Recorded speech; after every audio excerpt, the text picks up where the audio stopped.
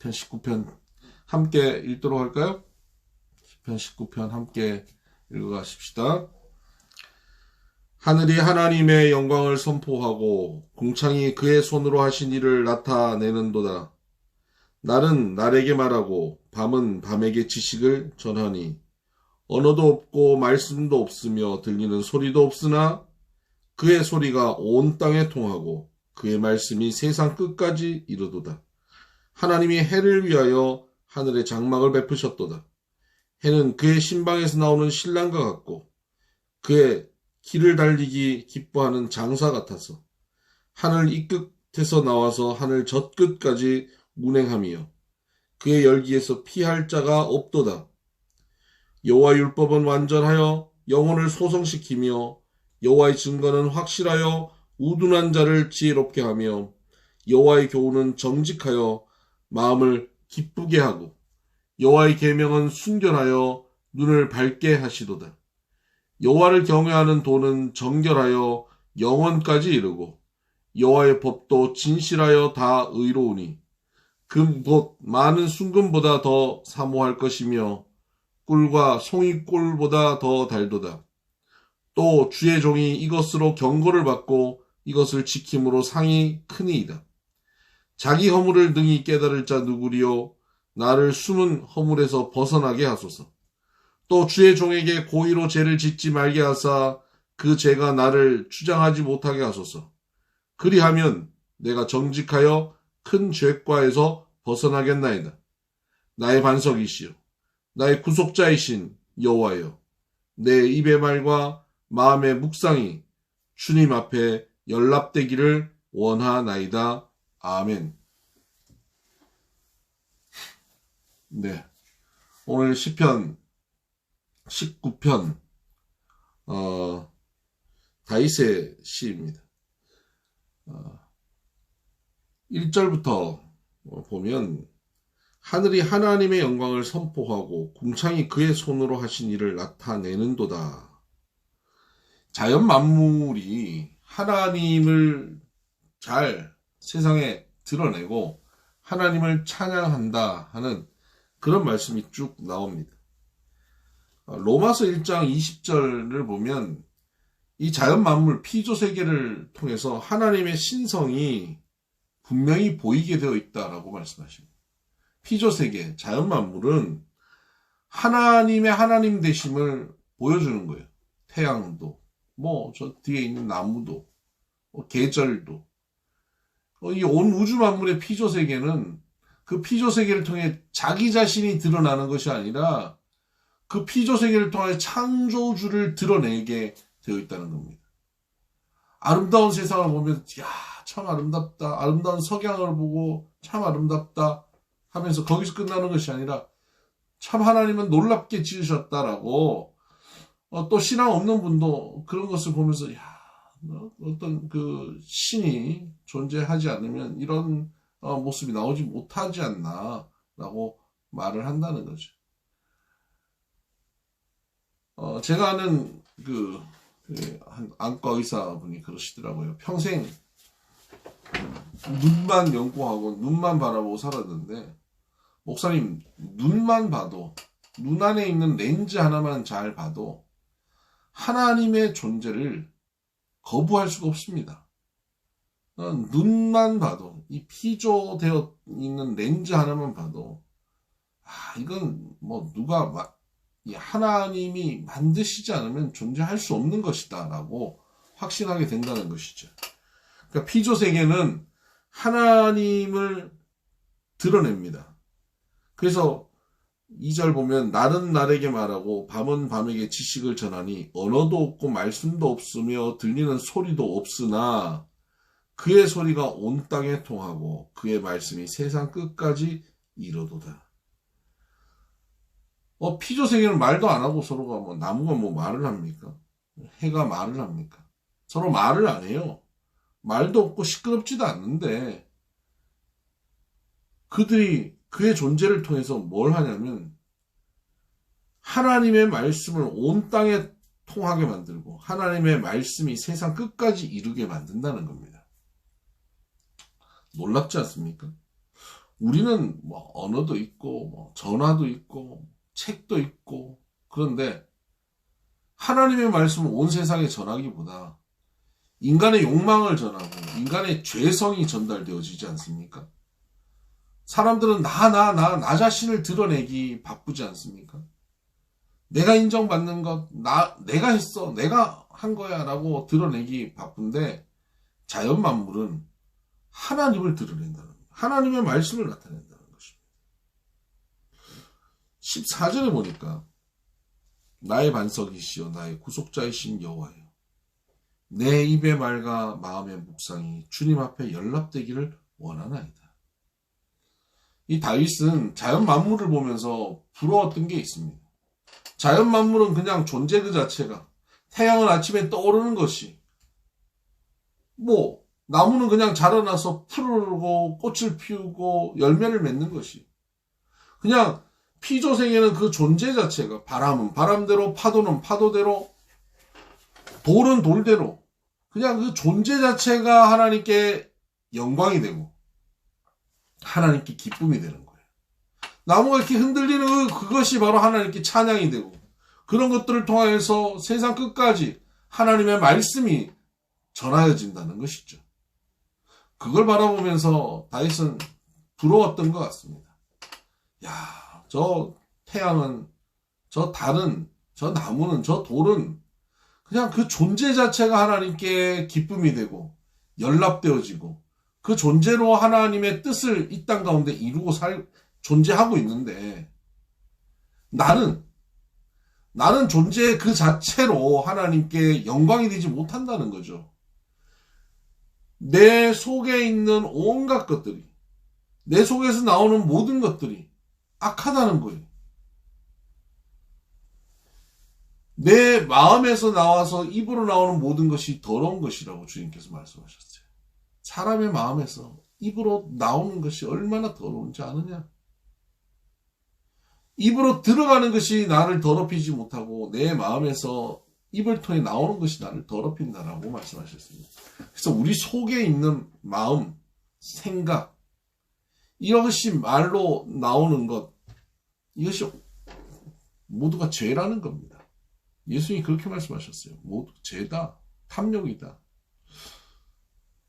그러니 다윗이 자기 마음에서 나오는 모든 것, 아무리 좋은 것으로 꾸미고 아름답게 꾸미고 선한 것으로 꾸며도 그 마음이 타락하고 왜곡되고 지저분하고 그 마음의 근원이 썩어버렸고 죄이기 때문에 거기서 나오는 것이 모두 하나님께 연락되어질 수 없다는 것이죠. 그걸 안 거예요, 자기가. 그래서 부러웠습니다, 피조세계가. 태양이 부럽고 달이 부럽고 나무가 부러운 거예요. 나도 그냥 그대로 다 용납되어질 수 있으면 얼마나 좋을까. 그 바람인 겁니다. 내 입의 말과 마음의 묵상이 주님 앞에 다 연락되어지기를 원합니다. 여러분, 오늘 우리의 삶의 모든 우리가 하는 말과 우리 마음의 모든 그 생각들이 다 주님 앞에 기쁨으로 연락되어지게 되기를 바랍니다. 얼마나 좋겠습니까? 제가 자주 그 말씀 드리지 않습니까? 우리는 진심으로 사는 사람이 아니라 진리로 살아야 된다. 내 마음이 다 타락해서 내 마음에서 나오는 진심에서 나오는 생각이나 말들이 다 타락해 있어요. 왜곡돼 있어요. 그래서 내 진심이 하나님 앞에 온전히 나아가서 찬양이 되지 못하고 하나님 말씀을 전할 수 없어요. 그러니까 내 진심이 아니라 하나님이 내게 주신 말씀을 통하여 진리가 나에게 들어왔다가 진리가 나가야 되는 것이죠. 그렇게 점점 진심이 아닌 진리가 들어와서 나의 진심의 자리를 진리가 대체하는 것입니다.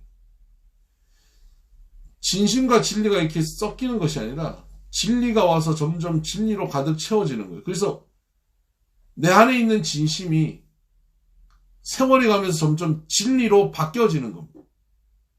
왜곡되고 죄로 물들어버린 진심이 예수의 보혈로 다 씻어지고 성령이 내 안에 오셔서 성령의 말씀, 하나님의 말씀이 들려짐으로 진리로 바뀌어지는 거예요.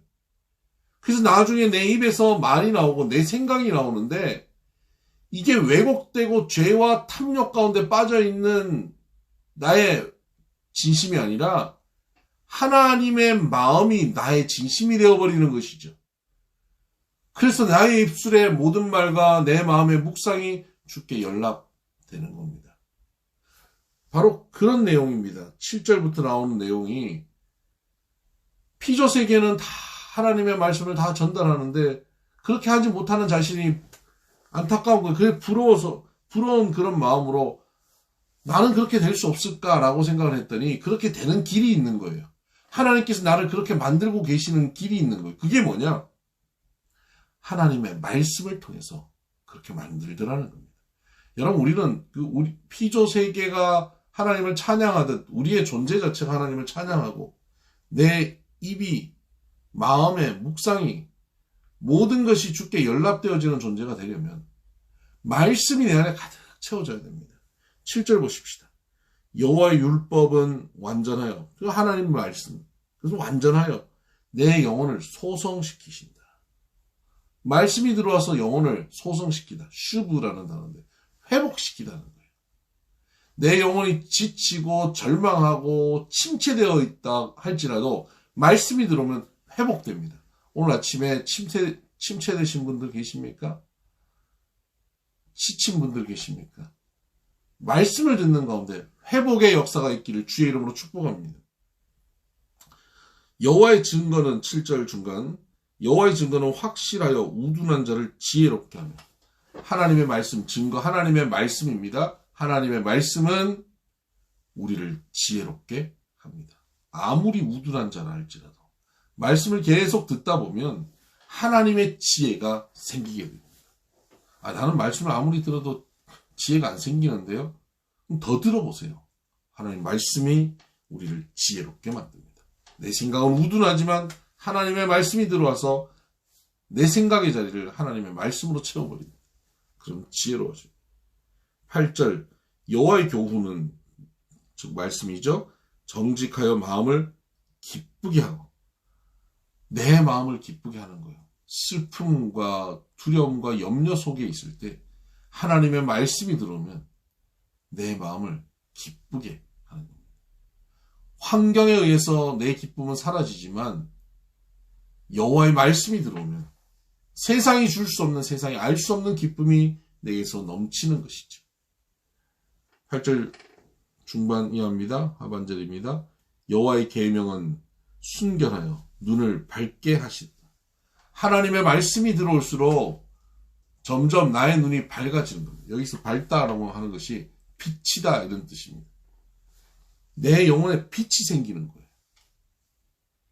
전에는 어둠이었어요. 캄캄했어요.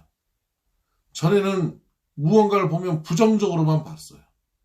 그런데 여호와의 말씀이 점점 들어오니까 이제 눈이 밝아지는 거예요. 육신의 눈으로 바라보는 것이 아니라 영의 눈으로 바라볼 수 있게 되는 것입니다. 이런 역사가 오늘 여러분에게 있길 바랍니다. 사울이 눈에 비늘 같은 것이 벗겨져서 눈이 밝아져서 그리스도를 깨달아 알게 된 것입니다. 복음을 깨달아 알게 된 것이죠. 오늘 여러분 눈이 밝아지길 바랍니다. 여러분 주변에 여러분 가족들이 혹시 비늘 같은 것이 덮여 있는 분들이 있으면 눈이 밝아지는 역사가 있기를 주의 이름으로 축복합니다. 이게 말씀이 자꾸 들려져야 눈이 밝아져요. 그러니까 같은 일을 봐도 절망적으로 부정적으로만 보던 사람이 말씀을 들으면 그걸 다르게 볼 수 있습니다. 눈이 환해질 수 있습니다. 9절 보십시다. 여호와를 경외하는 도는 정결하여 영원까지 이르고, 하나님의 말씀은 우리를 영원까지 이르게 합니다. 이 세상의 시간에 매이지 않습니다. 영원을 사는 사람은 여유가 생깁니다. 영원을 아는 사람은 조급해하지 않습니다. 말씀은 우리로 하여금 조급한 우리를 여유롭게 만들어냅니다. 9절 하반절 여호와의 법도 진실하여 다 의로우니 금 곧 많은 순금보다 더 사모할 것이며 꿀과 송이꿀보다 더 달도다. 말씀이 정금 같다는 거예요. 금 같아요. 여기 정금이 있는 거예요. 그걸 가지고 싶지 않겠어요? 정금이라 그러면 좀 눈에 안 들어오나요? 여기 돈다발이 이렇게 있는 거예요. 돈다발을 나에게 주시는 거예요. 그걸 가지고 싶지 않겠어요?